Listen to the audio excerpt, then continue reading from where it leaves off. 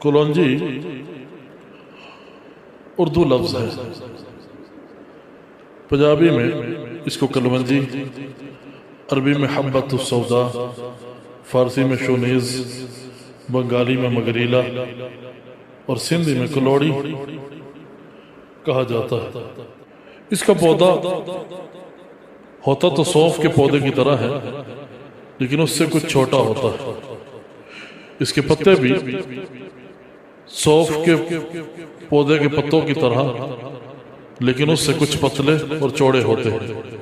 پھول سفید رنگ کے لیکن زردی مائل، اور کبھی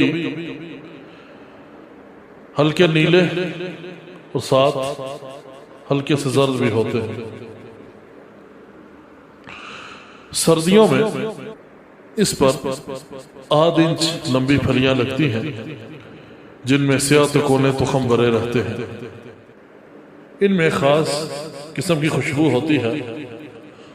اس کے بیج سیاہ اور ان کا ذائقہ پھیکا ہوتا ہے۔ بعض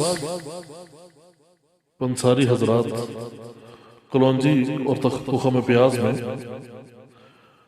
کوئی فرق نہیں کرتے، حالانکہ جو پیاز کا بیج ہوتا ہے وہ بڑا ہوتا ہے، جبکہ کلونجی کا جو بیج ہوتا ہے وہ چھوٹا ہوتا ہے۔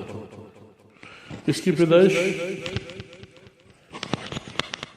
پانی کے کنارے موسم برسات میں یہ بوئی جاتی ہے۔ یہ پنجاب، بنگال، بہار، دکن میں عموماً کاشت کی جاتی ہے۔ ترکی اور اٹلی میں یہ خاص طور پر ہوتا ہے۔ بعض حکماء نے وہاں سے ہی لا کر اس کو یہاں کاشت کیا تھا۔